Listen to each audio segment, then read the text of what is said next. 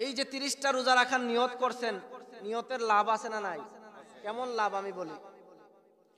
আল্লাহর নবী বললেন, আমার উম্মত যারা ভালো কাজের নিয়ত করে, যারা ভালো আমলের জন্য নিয়ত করে, এই যে আপনি 30টা রোজা রাখার জন্য নিয়ত করলেন রে বাবা, যদি 30টা রোজা না রেখে আপনি মারা যান, আপনার আমল নামায় 30টা রোজার সওয়াব কিন্তু লেখা হয়ে গেছে।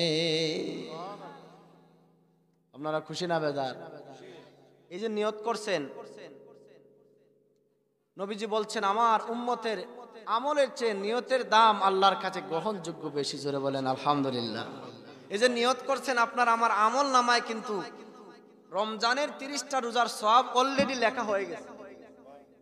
বলবেন যে হুজুর এটাকে আপনি বানায় বলতেছেন? যে না, কোরআন ও হাদিস থেকে বলতেছি, অলরেডি আপনার আমল নামায় রমজানের 30টা রোজার সওয়াব লেখা হয়ে গেছে। আল্লাহর নবী বললেন, ও আমার উম্মতেরা, যারা ভালো কাজের নিয়ত করে, ভালো কাজের জন্য নিয়ত করে, আমার আল্লাহ আমার উম্মতদেরকে এমন স্পেশাল সুযোগ দিয়েছেন, স্পেশাল অফার দিয়েছেন। আমার উম্মত যারা ভালো কাজের নিয়ত করার সাথে সাথে আমার আল্লাহ তার আমলনামায় তার সওয়াব লিখে দেয়।